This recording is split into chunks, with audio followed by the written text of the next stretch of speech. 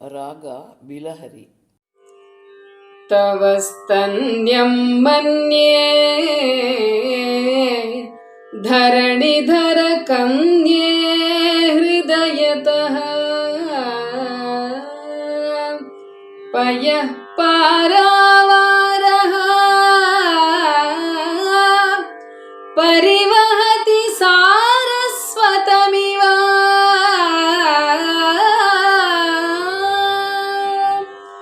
ದಯಾವತ್ಯಾ ದತ್ತಂ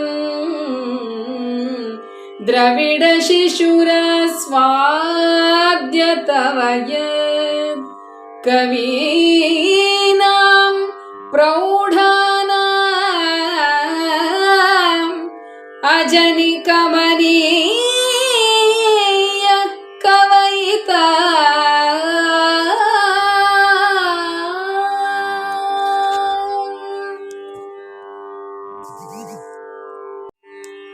ಧರಣಿಧರ ಕನ್ಯೇ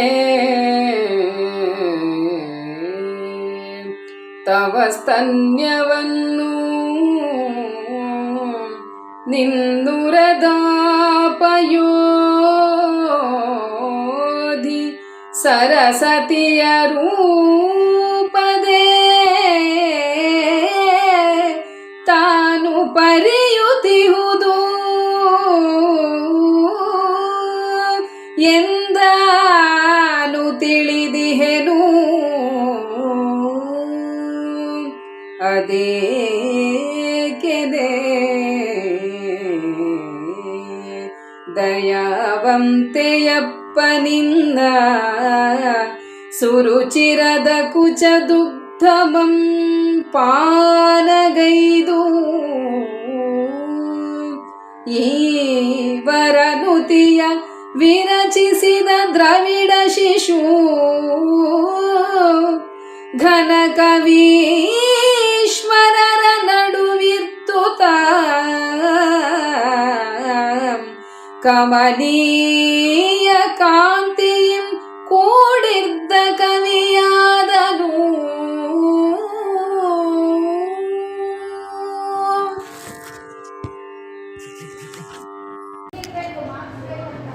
ಕಳೆದ ಸ್ತೋತ್ರದಲ್ಲಿ ಭಗವತಿಯ ಮುತ್ತಿನ ಹಾರದ ವರ್ಣನೆಯನ್ನು ಸೊಗಸಾಗಿ ಆಚಾರ್ಯರು ಕಟ್ಟಿಕೊಟ್ಟಿದ್ದಾರೆ.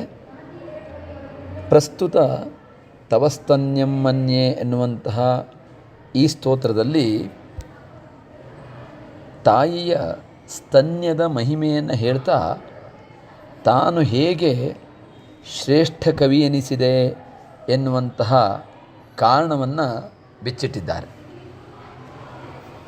ಧರಣಿಧರ ಕನ್ಯೆ, ಹೇ ಗಿರಿಕುವರಿ, ತವ ನಿನ್ನ, ಸ್ತನ್ಯಂ ಎದೆ ಹಾಲನ್ನು, ಹೃದಯತಃ ಹೃದಯದಿಂದ, ಪಯಃಪಾರಾವಾರಃ ಕ್ಷೀರ ಸಮುದ್ರವು, ಸಾರಸ್ವತಂ ಸರಸ್ವತೀಮಯವಾದ ಸ್ತನ್ಯವನ್ನು, ಪರಿವಹತಿ ಇವ ಧರಿಸಿದೆಯೋ ಎಂಬಂತೆ, ಮನ್ಯೆ ತಿಳಿಯುತ್ತೇನೆ, ದಯಾವತ್ಯ ದಯಾಮಯಳಾದ, ತ್ವಯ ನಿನ್ನಿಂದ, ದತ್ತಂ ಕೊಡಲ್ಪಟ್ಟಂತಹ ಅಥವಾ ಕುಡಿಸಲ್ಪಟ್ಟಂತಹ, ಸ್ತನ್ಯಂ ಎದೆ ಹಾಲನ್ನು, ದ್ರವಿಡ ಶಿಶು ಕೇರಳದ ಈ ಮಗು, ಆಸ್ವಾದ್ಯ ಕುಡಿದು, ಪ್ರೌಢಾನಾಂ ಪ್ರೌಢರಾದ, ಕವೀನಾಂ ಕವಿಗಳ ಮಧ್ಯದಲ್ಲಿ ಅಂತ ಅರ್ಥ, ಕಮನೀಯ ಶ್ರೇಷ್ಠವಾದ, ಕವಯಿತ ಕವಿಯು ಅಜನಿ ಆಗಿರುವನು. ಹೇ ಹಿಮಗಿರಿಸುತೆ,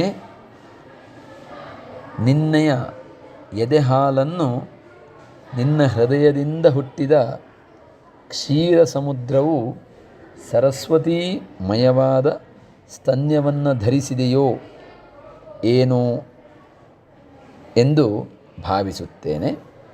ಏಕೆಂದರೆ ಕರುಣಾಮಯಳಾದ ನೀನು ನನಗೆ ನಿನ್ನೆದೆಯ ಹಾಲನ್ನು ಕುಡಿಸಿದ ಪ್ರಭಾವದಿಂದ ದ್ರವಿಡ ಶಿಶು ಅಂದರೆ ದಕ್ಷಿಣ ಭಾರತಕ್ಕೆ ದ್ರವಿಡ ಅಂತ ಕರೀತಾರೆ. ಇಲ್ಲಿ ಕೇರಳ ಅಂತ ನಾವು ತೆಗೆದುಕೊಳ್ಬೇಕು. ಶಂಕರಾಚಾರ್ಯರು ಕೇರಳದ ಕಾಲಡಿಯಲ್ಲಿ ಜನಿಸಿದಂತಹ ವಿಚಾರ ಸರ್ವವಿದಿತವಾದಂಥದ್ದು.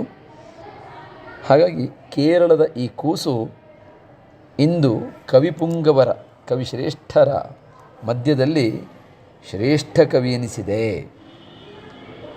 ಇದಕ್ಕೆ ಕಾರಣ ನಿನ್ನೆದೆಯ ಪಯಃಪಾನ ಮಾಡಿದ್ದಲ್ಲದೆ ಬೇರೇನು ಅಂತ ಹೇಳ್ತಾರೆ.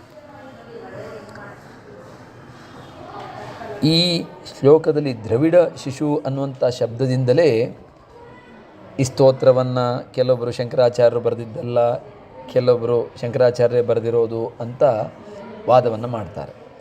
ಯಾಕೆಂದರೆ ದ್ರಾವಿಡ ಅನ್ನುವ ಕವಿ ಬೇರೊಬ್ಬನಿದ್ದ ಅಂತ ಕೆಲವರ ಅಭಿಪ್ರಾಯ.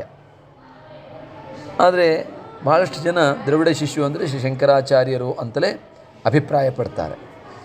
ಆದ್ದರಿಂದ ಇಲ್ಲಿ ಸ್ವಲ್ಪ ಈ ದ್ರವಿಡ ಶಿಶು ಅನ್ನೋದಕ್ಕೆ ಶಂಕರಾಚಾರ್ಯರು ಅಥವಾ ಬೇರೆ ಕವಿನೋ ಅನ್ನುವಂತಹ ಒಂದು ದ್ವಂದ್ವ ಇದೆ.